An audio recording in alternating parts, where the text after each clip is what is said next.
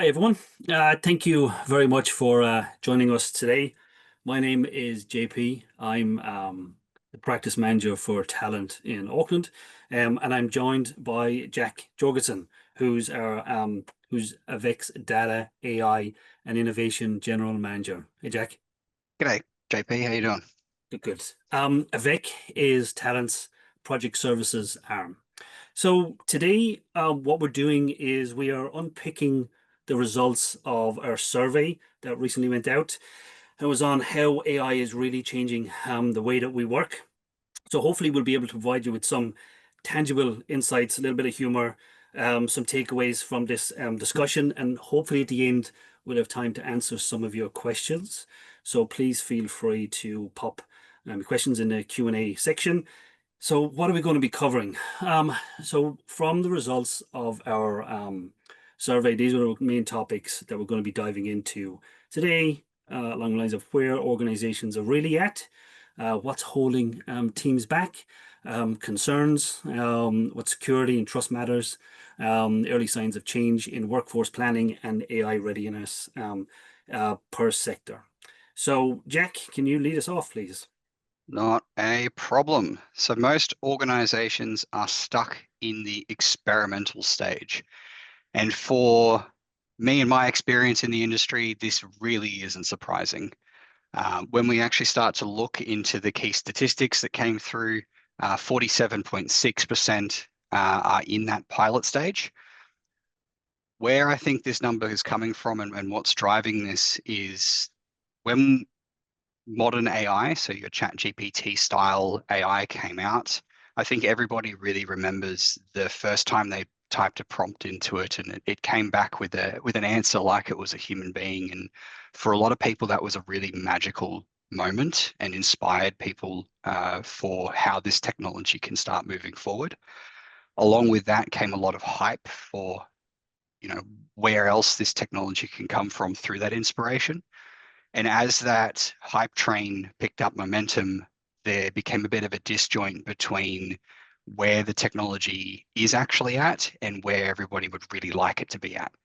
And so a lot of this kind of data is really proving the point that there is a reconciliation that's happening at the moment between this is what we thought that it would do, this is what we're actually seeing, and we need to really get our data in order, our processes in order to make sure that we can move forward in a stable way.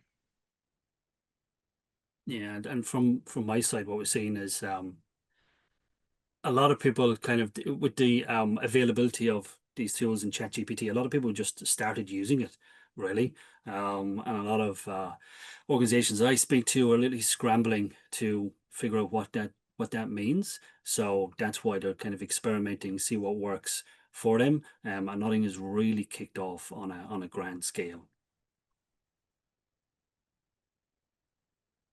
This is probably my favorite quote that came through, um, which is AI is a solution to some business needs. It's not an objective or self-evident value proposition in its own right. For this, I see a couple of different things, but the main one is that there are some people who have, I guess, taken that inspiration from the first time they've used it and trying to fit that technology over an entire problem suite and say, oh, we can make that go away with AI. When we actually look at where AI tooling fits in the process of functionality across organizations, typically it sits as a component in that stream of work and not encompassing the entire stream of work. And it's really starting to change the paradigm of how process change occurs in organizations, because typically you would bring out a business case, that business case gets taken up the chain. We look at what tooling is going to support the resolution of that problem, and then you move forward from that point. Whereas there are some organizations that we have seen which are taking hey, we've got this new AI tool, let's just throw it at every problem that we can. And really it needs to be an evaluated process where you're really looking at what the side effects of that would be and what tool is being used in the right way. Yeah, I quite like this. It's seen a lot of growth and maturity because when it all kind of kicked off, nobody knew what they were doing, and it was all fancy, and people were just kind of asking it questions and seeing if it could solve all of its problems. But this is showing a real kind of maturity curve, especially in a lot of organizations that I work with, and that's really really promising. You know, this AI tool is just not gonna. It's not the be all and end all of it. You need to actually figure out what it is it's going to try and solve, and you know, there's so many tools, and it's moving so fast that if you focus on the business needs first, I think that's a much better way of approaching AI adoption. So there is executive urgency. There is also really unclear ownership, and it's stalling quite a lot of strategies that we're seeing in the market. I think that within this space, it is a multifaceted problem, being that from coming from an automation background, when RPA really hit the ground running, it would get dropped into finance departments. It was really well received there. It would grow quite quickly, but then it would really struggle to break the boundaries of that department because all of your subject matter experts sit in there, and getting I guess, the use cases within other departments on board is quite challenging. There's also a level of abstraction in your executive team to say, yes, we're really, really, really want to do this, but we don't actually know how to apply it to the individual tasks that are happening on a day-to-day basis across the organization. We start to see that in a lot of the metrics that are on the next slide.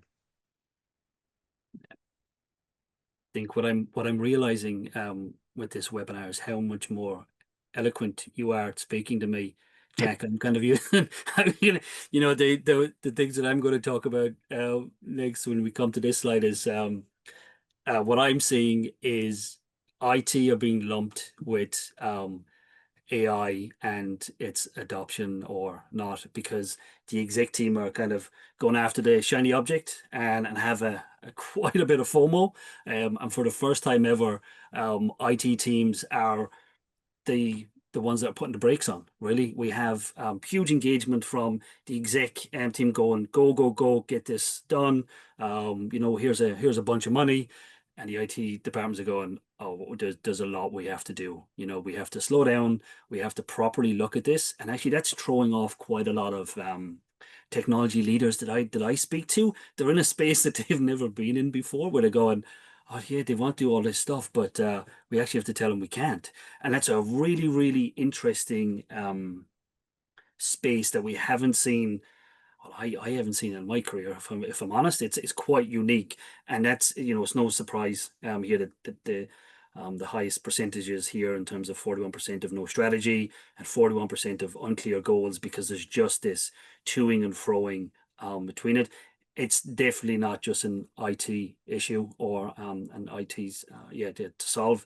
It's very much, it needs to be adopted across the business. It's just IT's it at the moment. And then yeah. So what are your thoughts on that, Jack? Look, I mean, I look at that IT and technology departments driving that adoption, and for me, that seems like a bit of a twist in the data.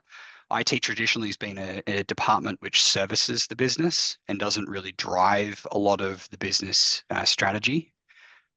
What I think is causing a lot of this is exactly as you highlighted before, where kind of everybody just drops in and kind of does their own AI tooling within an organization when it came out. And now IT is really having to go, where's our data actually going? How much data leakage have we got? And so they're pulling in the reins of, you no longer can access this, you no longer can access that.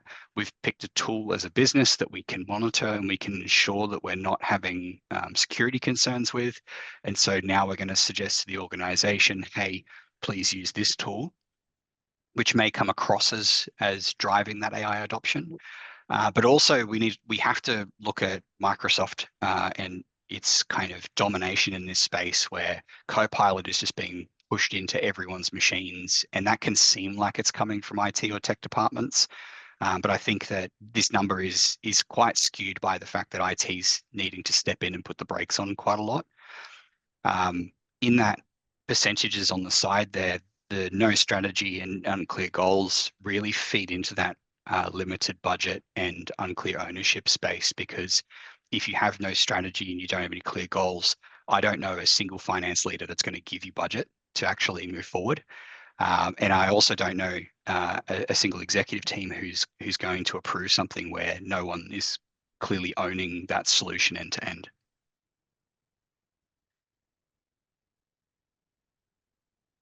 The hype drowns out the noise. I need an AI strategy like I need a stapler strategy or an office chair strategy. They are tools to achieve aims and not aims in themselves. I know I had a favorite comment before, but this one knocks it out of the park for me. I'll start with the bottom of this one being they are tools to achieve aims, not aims in themselves. I 100% agree with this part of the comment. I think that the individual who provided this statement, I understand where they were going, but there is something that I think that needs to be highlighted, which is that every organization does need an AI strategy. And the reason for that is around the way that AI is actually impacting, especially the cybersecurity space within businesses. So there are new vulnerabilities that are coming out. There are new phishing attacks that are coming through, and every organization should be having a plan in place to begin mitigating against that and to be preparing themselves to defend against the new wave of change that is coming through. I would also highlight that almost every business that I've worked with has an office supply strategy in how we order our staplers and our office chairs, but I'll give the commenter the benefit of the doubt on this one. But you do need a strategy, even if it is to ensure that your organization is shielded. Yeah. I have nothing to add because this was Jack's favorite slide, so it was all. Yeah, I'm gonna go. So many people have concerns around AI impacting the way we work. And yeah, I can't disagree with that. Yeah, it's this is kind of my favorite slide, 'cause it's obviously in my wheelhouse very much so. So yeah, it is. It just is, and saying otherwise is not really going to solve the problem, because it's as we all know, it's here to stay in whatever forms that takes. It just is. So we've kind of you've a couple of choices. You either bury your head in the sand, or you wait for your company to come up with a strategy around how this is affecting you. To be honest, neither are good. You really need to take ownership of what this is and how it's affecting you. You actually can't get around it. And probably one of the main reasons is solutions, kind of frameworks, guidelines, they're just coming too slow for it to really help you. And if you're waiting on anybody to give you direction, you're already behind. Some of the things that are being impacted already with regards work, we are seeing the big four in the UK. Well, there was a headline around it saying that they were getting rid of grad roles and replacing it with AI. Very stupid, because I mean, where your experienced people are going to come from, but that is happening. That's a very, very real thing. The other side of it is what we're seeing coming out of this is the need for people who can articulate the story and the strategy of how AI can help and how it's impacting work, and how it can be beneficial. That's not just at an exec level. That's a you level of whatever level you are within the business. We're seeing it so relevant now that we're putting people into jobs at any level, and we're saying to them, you need to be the storyteller, you need to be better at that, you need to put technology use cases forward, you need to be more visible around solving these problems, or else you're going to be out, basically, which is kind of a pretty cruel way of putting it, but that's what we are seeing. So, learn about AI, make it your quite a key thing for your learning, and I think it'll very much help. Yeah, I could see that Anne's come through with a comment in the chat around, I think the leadership team can go a long way to allay any fears people may have, emphasizing the AI is a tool to help you, not a tool to replace you. And I couldn't agree more. It's an augmentation, not a replacement. We saw the same thing when RPA hit the ground a few years ago, where people were very much concerned around the headcount reduction. What we saw with that push was businesses who did do headcount reduction. In some cases, it was successful. In other cases, it kind of wasn't. When it comes to how that tool proliferates into the organization, when you have this tool that is augmented with people and it creates that velocity and it creates that space and capacity in the team to actually add value back to the organization, other departments within the business will also look upon that result and say, oh yeah, we want that as well. Whereas if you have this massive headcount reduction or job losses and things like that, those teams will start to close off and say, well, we're now irreplaceable. Our thing's too special. And really, I think that when it comes to the job displacement concern, there is a little bit of merit in it. But we also need to look at it on a slightly bigger scale. And I'll look at the US, where I think a lot of this noise comes from as a result. So in the US, typically you have significantly less job protections, but also historically, when they go through recessive periods, their businesses will lay off significant headcount in order to try to make their bottom line a little bit better. When you look at the interest rate in the US going from near 0% in 2020 to 5.5% now, money is becoming more expensive for them, and businesses are going to go through those layoff periods. But now they have a really convenient scapegoat of saying, it's AI that is replacing this, so that the business can look better, and it gives them a more positive light to put on it. But we also see quite a lot of these roles where AI has, we've been able to remove all this headcount, and then 6 months later, they're having to bring all these people back in to try to replace or bring that team back up because it hasn't been well thought out. So yeah, and you've got a great point there, and bang on. Yeah, I think from the again, just kind of a point that I was making around the executive leadership in terms of coming up with that strategy and so on. You also do have to be aware of how fast all of this is moving. Like there literally are people who just are a little bit stuck and deer in the headlights. And that is a very real thing that we are seeing happening as well. And it's not that people don't want to put in a strategy or anything. It's just they don't know where to start, really. So, Yeah, I think when it comes to ethical and compliance risks, there is quite a fair bit in this. And I know that, at least from my perspective on the ethical space, it becomes a bit of a question mark around how do you define ethics. But JP, you've got a huge amount of experience in insurance and can probably talk to more on especially the compliance side of things. yeah, and that's again, it's kind of learn a bit more about how AI is impacting everything. Really, it's quite interesting to look at from the compliance side. Yes, we have things like data compliance and all that kind of stuff, but from an AI, this is the playbook. I think Europe is the only nation group that actually have in an AI playbook that's has legal ramifications and has traffic lights of severity in terms of how much control you need to put in relation to particular types of data and so on, and really big fines attached to it.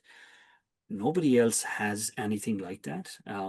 New Zealand government released something earlier this year, actually in the last couple of months, in terms of their AI framework. Has very, very light touch. It's the same in Australia. What is it they're calling it? Is basically nice to have. It's up to you as to whether you jump on board with what the government is saying. And so what that means then is you have organizations who have to set up their own ethical standards.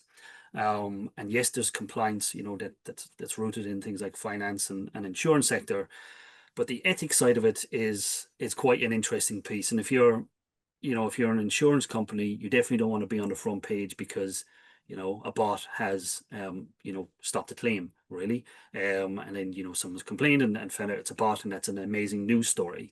But so it all comes back a little bit then to the consumer. My opinion, it's Jack wants organizations to have a little banner on their website saying, hey, this is how much AI is used in our organizations. But I was thinking about that going, well, if it's 100% AI, is the AI going to tell the truth? Because I have 50% humans and stuff.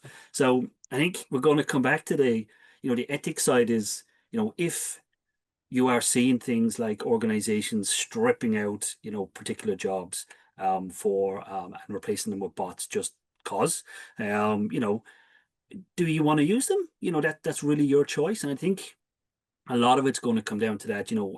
AI is being used for a lot of efficiencies around work efficiencies, being really better at responding to requests, digesting data, digesting documents and so on. That is all really, really good. But when they're like, doing things that are not aligned to how you are as a human, I think you have a say, right? In terms of how, do you want to use them or not?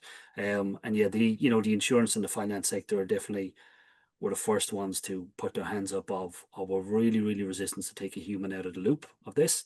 And I hope that stays. I really, really do, because, things like insurance and finance in general is a big human game. And if you need a hip replacement, I don't want a bot telling me I can't do it. I'm a bit young for that, so in a little while.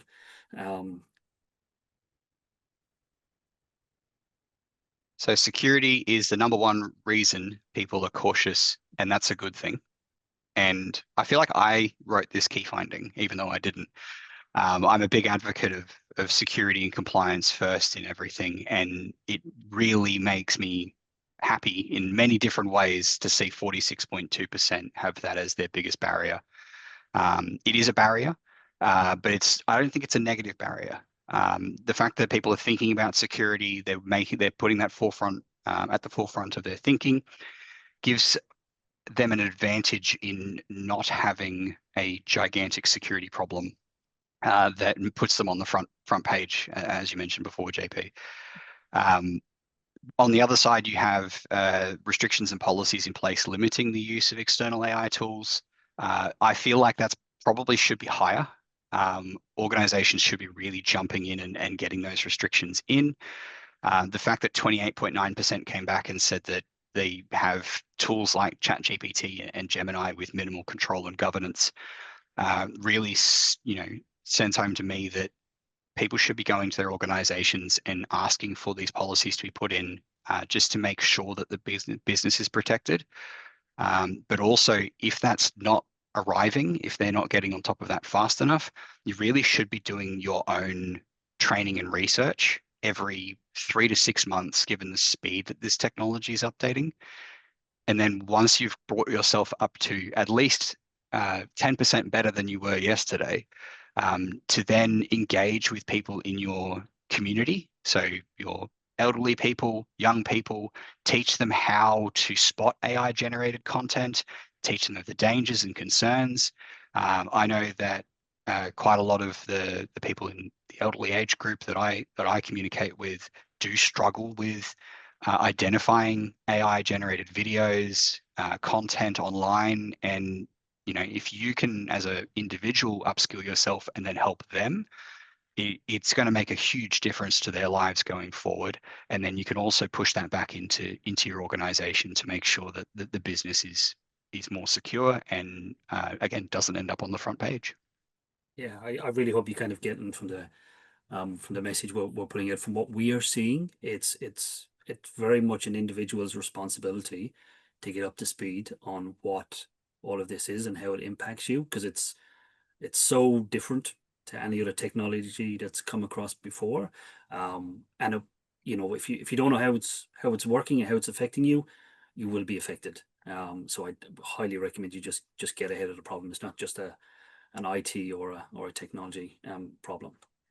So this next one, was following on a bit from things that we talked earlier in the insurance and finance sector. I think this is very kind of relatable to the insurance sector in terms of heavily regulated, hold large amounts of data, must be very careful how AI is implemented and ensure full compliance. Absolutely. I've heard some quite scary stories in the last couple of years. I'm going to caveat that by nobody's malicious that I've heard about. It's all a kind of a lack of understanding and a lack of learning. But some of the things that people have been doing is uploading quite a bit of customer data to a public ChatGPT and asking it for insights, running through a recruitment process when you're overwhelmed with applicants and all you do is just biff up everybody's CVs to a public, public ChatGPT and ask it for insights. That can get you in some serious trouble. Plus, you just don't do things like that. So we're not just talking about financial regulation, government regulation, all that kind of stuff, but if you're not aware of how all of this works, you could find yourself in hot water just by trying to be a bit more efficient, really. Kind of leads us on to the next point in terms of AI is beginning to shape workforce planning. Yep, it sure is. I will say it is, but it's not like widespread. So there isn't a tool, I suppose, that's plugged in to go, this is how we're going to work through workforce planning. Quite a number of recruitment tools and CRMs and all that kind of stuff will have something built in, but it's not widespread at the moment from what I'm seeing at all. And if we talk about this, 32.5% are considering like workforce planning over the next, year and a half as a result of AI. The vast majority are going, we need to look at it, but we don't know what it means. And we don't know how to look at it. We are looking at things like, training. Absolutely, that's a big thing. But when you look at how is AI going to affect my current workforce, nobody really knows at the moment, if I'm completely honest. People are using it for tooling in terms of being more efficient and maybe looking at skill sets and mapping out things a little bit, maybe finding gaps. But from a organization wide, I'm not finding anybody that has a tool that's plugging in, telling them what their future workforce looks like. So that's going to change quite dramatically over the next year.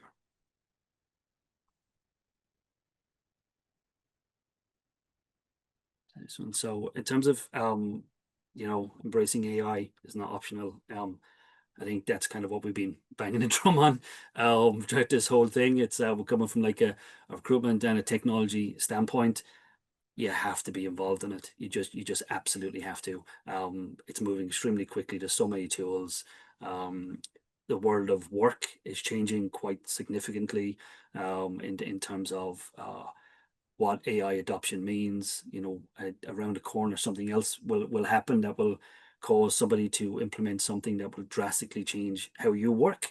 So we're not saying like you read up on books every day or anything like that, but just watch YouTube every week. Just have something. There's a million podcasts going on. Everybody's talking about AI, as you can see. That's why we're on here. So just get involved. Really, it's probably the biggest thing we're hoping you're getting away from this. So the next slide is kind of breaks down the survey results regards AI readiness by sector. And this one's quite interesting. Do you want to kick us off there, Jack? Yeah, sure. So AI readiness within government is quite fascinating, and I'm honestly not surprised with these numbers. So within government, your adoption rate is around 50%, like 50.8% in the experimental pilot phase, which is a really, really good thing. Government as a kind of entity needs to operate completely different from the private sector. And so what we see typically with private sector businesses is that it can accelerate forward a lot faster than government can, for better or worse. But with governments, they need to take a more cautious approach to ensure that they don't have a issue which impacts their entire citizen base. Those systems are designed to be slower on the kind of improvement phase, really, really robust because they have to be reliable. And seeing that number, I guess, shift between the financial services and government being, 10%, with finance being a very, very, I guess, risk-adverse industry as well, it's really not surprising to see that in the government space. When we move over to the biggest barrier, and it is security and compliance concerns in finance and government being almost on par, I think that's, again, a par for the course. The technology sector there being a little bit less of a barrier in the security and compliance concerns, which, again, private enterprise being able to accelerate forward, and the minimal financial risk for them for having a breach. It's been a contentious issue with things like the Optus breach, where the fines, in my personal opinion, aren't high enough. But there needs to be a little bit more stick for the carrot in this regard. And then again, in government, we're also seeing a lack of relevance to their work being something that really stands tall. And I think that speaks to the type of work that government organizations typically do. There is often a high amount of procedure that already exists within that space. And so that lack of relevance really comes down to how that procedure can be modified to be supported with or without AI.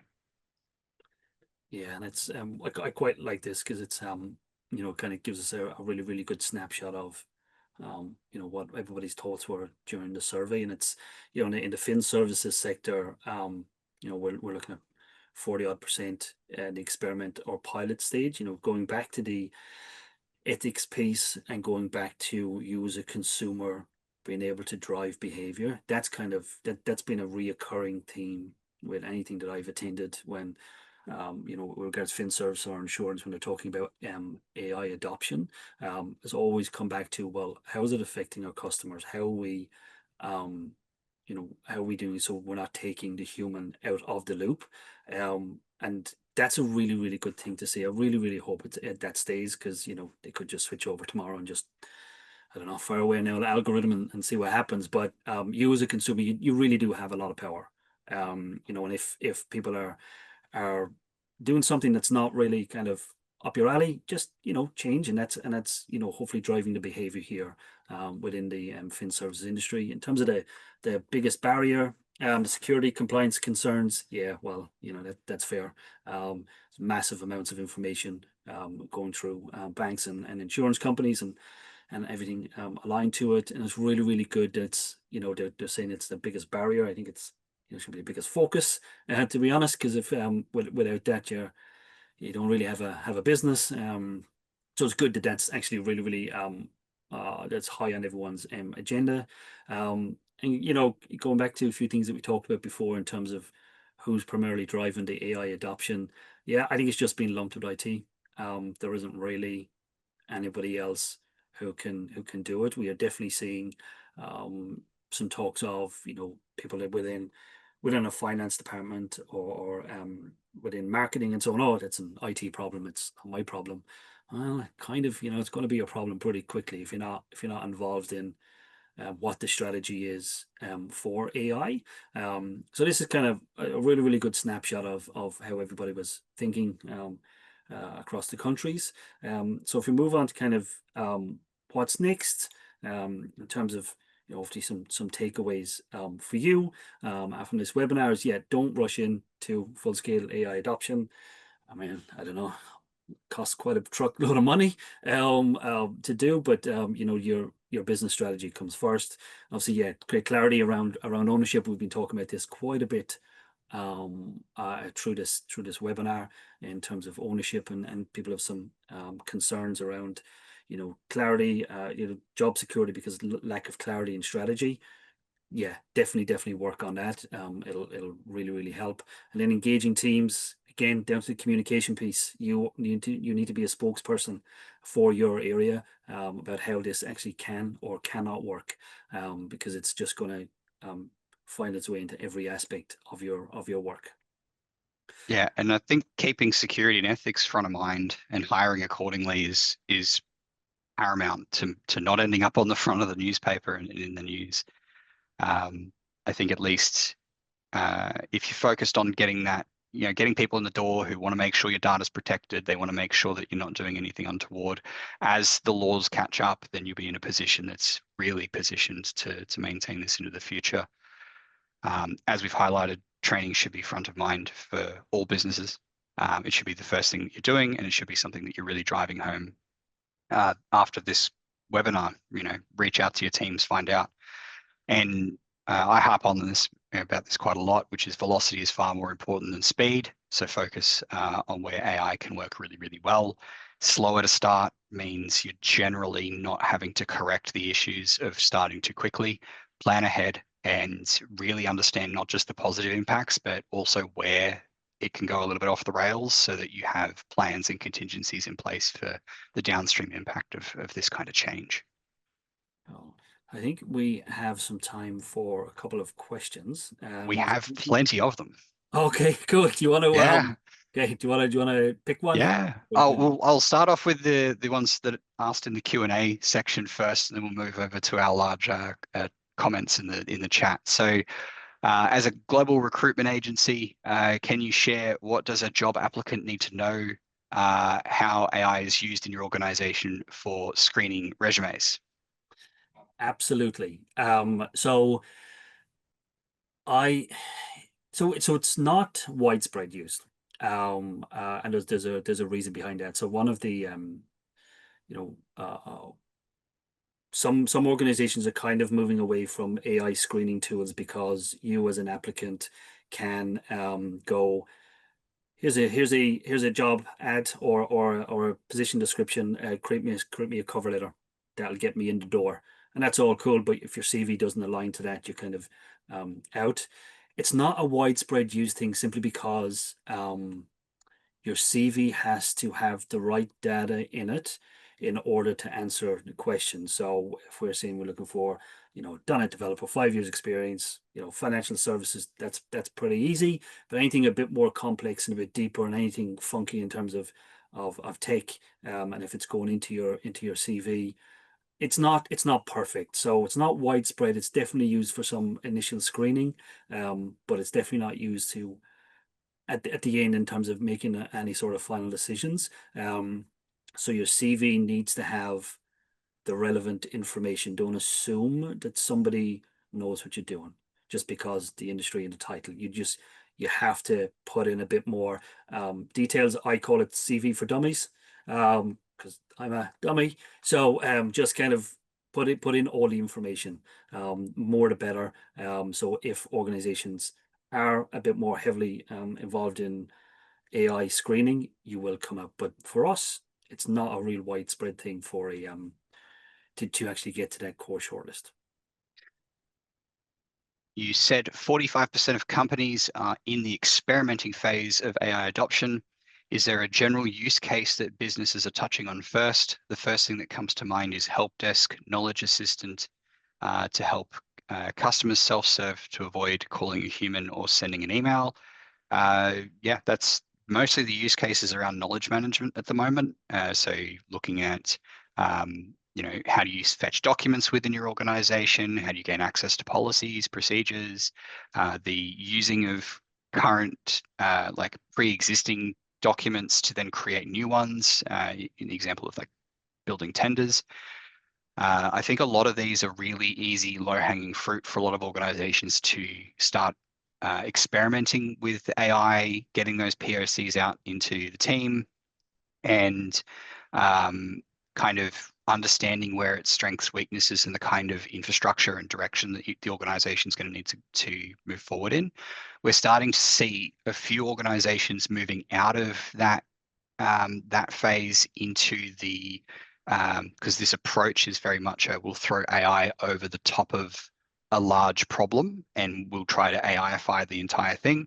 We're starting to see some organizations moving out to, we've still got our process, we've got a human at the first 15, 20%, we've got a human at the last 15, 20%, and then we've got AI working on components in the middle to try to give more value back to that process. So there's really the general use case that we're seeing for a lot of orgs is in that information retrieval. Where I look at it from the pivot against help desk into the customer service roles, there are quite a lot of organizations who have implemented AI as a chat agent for customers to interact with before they deal with a human. We saw this in Canada where a AI chatbot promised an individual something that was out of company policy, and then that was then held up in court. So there's been some reinforcement in that since then. But what we also see is a side effect to that, where if these AI bots are not put in correctly, they're not tested in a robust way, and you've kind of focused on that speed as opposed to the velocity, that by the time that customer is actually dealing with a real human being, they are furious because they're just being told the wrong information. They don't feel like they've been heard, and they feel, to be perfectly honest, they're being tricked. And that has to be measured in your organization to how is that actually impacting your customer base? How is that making your customers feel about interacting with your organization if they don't feel you have transparency in that conversation, and that it's very one-sided. We have time for a couple more. Yep. So we've got one more that's come through in the queue. We've got a couple coming through the Q&A. I'm going to jump over to the chat because we've had a few come through there. So have you seen many tangible AI upskilling or training strategies from organizations that you've been partnering with? On my, No, do you want to go for this one, JP? no, far away. You can go first.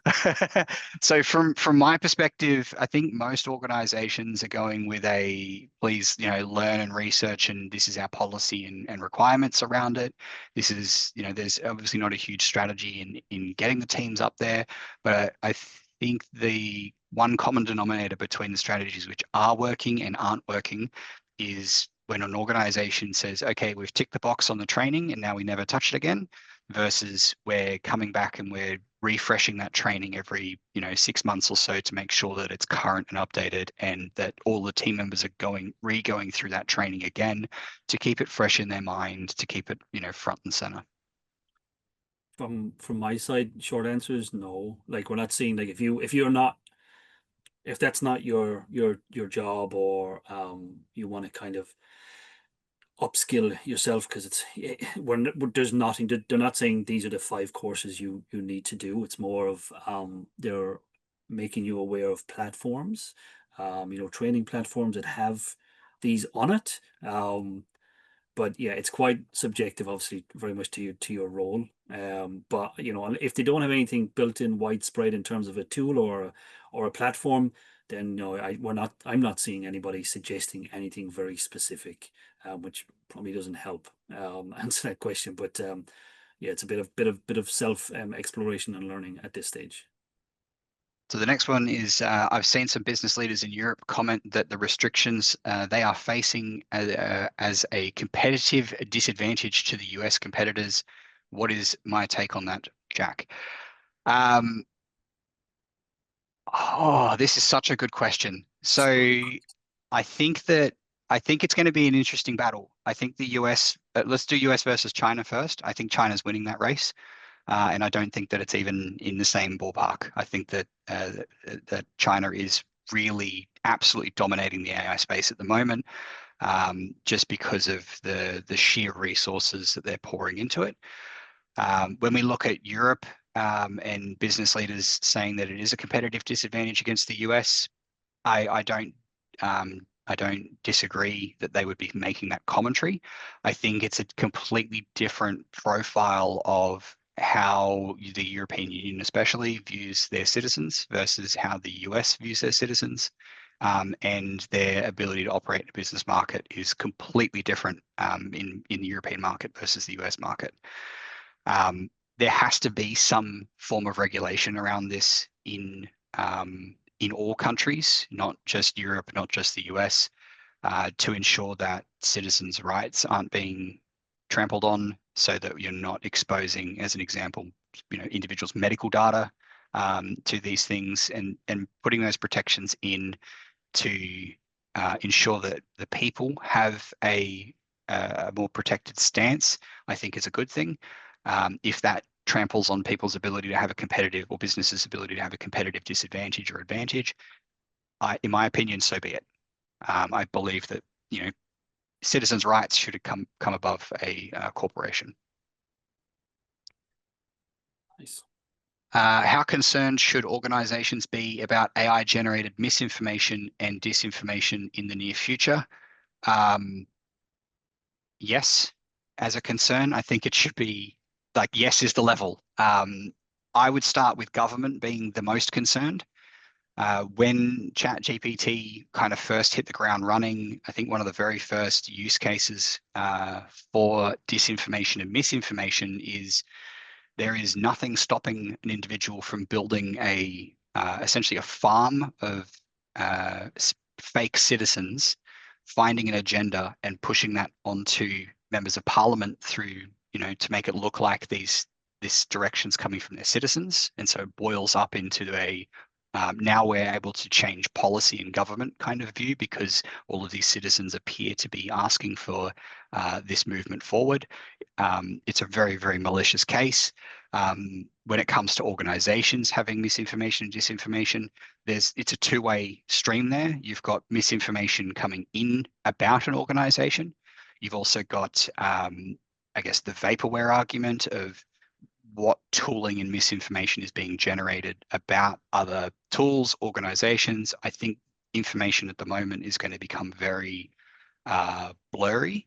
However, in saying that, there are a lot of people at this side of the kind of time span. So from, if we think about when ChatGPT first came out versus now, a lot of people are starting to get that, I guess, bad taste in their mouth when they read AI generated content. As a human being, you kind of look at it and you go, that looks like it was generated by AI. It doesn't kind of feel right because it doesn't sound like a human actually wrote it, even though it is the collective kind of median of all human writing, which gives me hope in the sense that, people will be able to start spotting it organically because it doesn't sound like human generated information. Are you seeing any use cases with agentic AI emerging? Yes. We see a couple of them. The way I look at agentic AI is that it's just a fun word or fun different way of saying workflow. You have, a bot do an AI bot do one thing, an AI bot do another thing, and they kind of pass information back and forth between different models to get the end result. There are a few different use cases for that. Having a human in the loop is, I think, critical because, again, if you have any one of those steps in that process start to deviate from where you expect it to be, it then just propagates that down to the next component in the list, and then you just end up being wildly off course. But there are definitely use cases coming and coming up, and I think, the tooling's getting better to be able to implement it as well. Excellent. Do we have time for one more, or this? I think we've come to the end of it. I think we've got a little bit of time, so I'll jump back over to the Q&A because there's a really nice one in there. AI is dependent on real-time data. Are you observing change in data strategies, moving from stale, day-old, overnight feeds to real-time, like virtual data lakes? The one comment I would say is that AI isn't really dependent on real-time data. Most models are trained kind of every few months to integrate quite a lot of data, and then you're building layers of reference data or a RAG that can be used against that model. So we're not really seeing any real-time data being used as a dependency. In some cases, there are analytic models that will use near real-time information. The main data strategy that we're seeing from a change perspective is the movement from cloud to on-prem. And this can be a couple of different things depending on the organization. The main ones, I should say, being either control over the model and the data itself. So we want to take our reliance away from, say, for example, OpenAI. We want to make sure that we're fully air-gapped and that none of our information is going to leak at all, and we want to own that. The other one is that you're abstracting data away from your core data source. So I have all of my systems, let's say, integrate into one big data lake.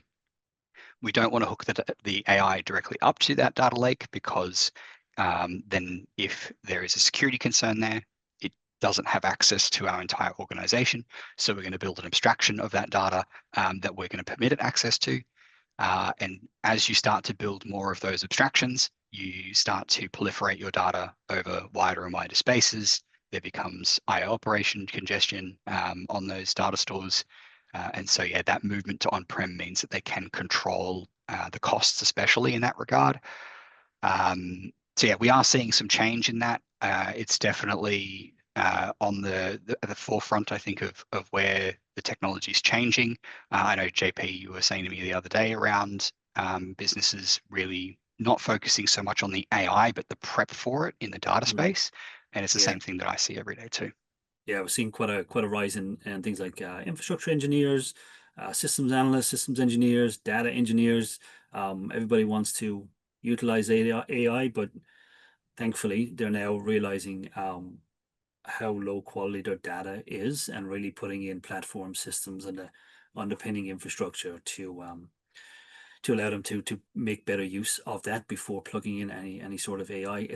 That's quite an interesting turn of events this year. We're seeing quite a significant increase for need for like systems engineers and the like.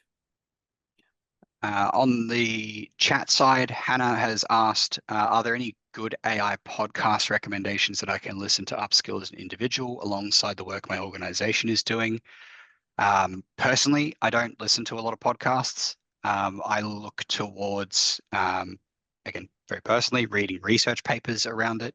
I find that if you go directly to where the research is, you're avoiding the corporate investment in the technology, because I find that some of the information that you see, especially in the media, is heavily backed by certain organizations who are financially vested in the technology. So I personally prefer to go to the source of where the research is coming from. As much as it's a very dry read, it'll give you a better understanding of what's happening there. If you don't have a desire to go through and read those papers, and you do want to kind of, I guess, upskill yourself in that AI space, I would suggest looking at some of this. YouTube is a great tool for looking at some of the use cases, but also ensure that you're searching to look at where it fails and falls over. Don't just look at where I can do. It's look at where I shouldn't do and can't do, and the limitations of the technology, because then you also understand the pathways that you probably shouldn't be walking down.